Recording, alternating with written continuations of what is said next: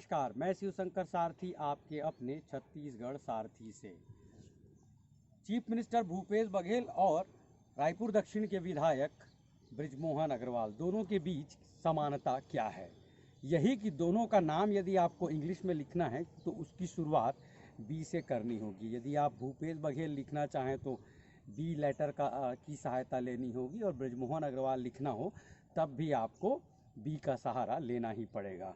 अजय चंद्राकर के बारे में यह बताया जाता है कि उन्हें पता ही नहीं था कि उन्हें प्रवक्ता बना दिया जा रहा है। प्रवक्ता बना देने के बाद के बारे में यह बताया जाता है कि उनके प्रोफाइल को डाउन करने के लिए यह जुगत बिठा दी गई है। राजेश मूणत प्रवक्ता बना दिए गए हैं, अनुराग सिंहदेव आरडीए में अध्यक्ष रहे, संजय श्रीवास्तव। इस तरह से प्रवक्ताओं का एक बड़ा समूह है या पैनल है। लेकिन फिर भी हाल के दिनों में आप देखिए कि भूपेश सरकार के बारे में यदि आलोचना करनी हो तो रायपुर दक्षिण के विधायक बृजमोहन अग्रवाल ने ही मोर्चा खोला हुआ है। हाल के दिनों में नया रायपुर के बारे में रायपुर दक्षिण के विधायक बृजमोहन अग्रवाल ने साफ साफ यह कह दिया है कि कमीशन खोरी के चलते नया रायपुर में फिर से राजभवन, नया रायपुर में राजभवन, सीएम हाउस आदि बनाया जा रहा है। बृजमोहन अग्रवाल ने सीधे दो टूक सवाल यह कह दिया है कि आखिर चीफ मिनिस्टर मंत्रालय कितनी बार गए हैं। वो पूछते हुए शायद वो यह भूल गए कि 9-10 महीने मार्च के बाद लॉकडाउन तो प्रधानमंत्री नरेंद्र मोदी साहब ने ही ऐलान किया था। बहरहाल बृजमोहन अग्रवाल ने जब यह कहा कि नया रायपुर में राजभवन और चीफ मिनिस्टर के बंगले की ज़रूरत क्या है, तो उसके आसपास ही एक दिन पहले या 1-2 दिन के बाद ही भोजली रिसोर्ट के बारे में खबर छपी है। भोजली रिसोर्ट तब बनाया गया था जब बहुत संभव है कि यह पर्यटन मंत्री, जब बृजमोहन अग्रवाल पर्यटन मंत्री हुआ करते थे तब बनाया गया था। बृजमोहन अग्रवाल बतौर पर्यटन मंत्री बड़े बड़े दावे उन्होंने किए थे, लेकिन देखना चाहिए कि क्या इतने टूरिस्ट आते हैं जिस पैमाने पर डॉक्टर रमन सिंह के कार्यकाल में बतौर पर्यटन मंत्री बृजमोहन अग्रवाल ने रिसोर्ट आदि बनाए थे।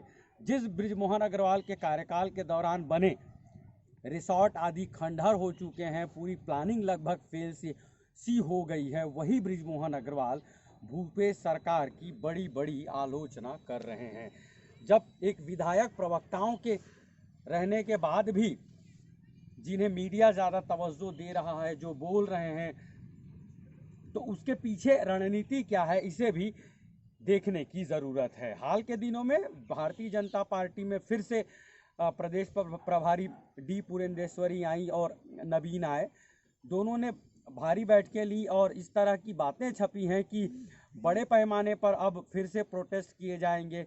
जब फिर से प्रोटेस्ट किए जाएंगे तब हमें याद पड़ रहा है कि आंदोलन जीवियों की बात कही थी प्रधानमंत्री नरेंद्र दामोदर दास मोदी ने। तो भला ऐसे कैसे हो सकता है कि यदि केंद्र सरकार के बारे में प्रोटेस्ट किया जाए तो उसे परजीवी कहा जाएगा, और छत्तीसगढ़ में यदि भूपेश सरकार की आलोचना की जाएगी और भारतीय जनता पार्टी के लोग आंदोलन करेंगे तो उन्हें परजीवी नहीं कहा जाएगा। हमें यह समझ में नहीं आ रहा है, हो रहा है।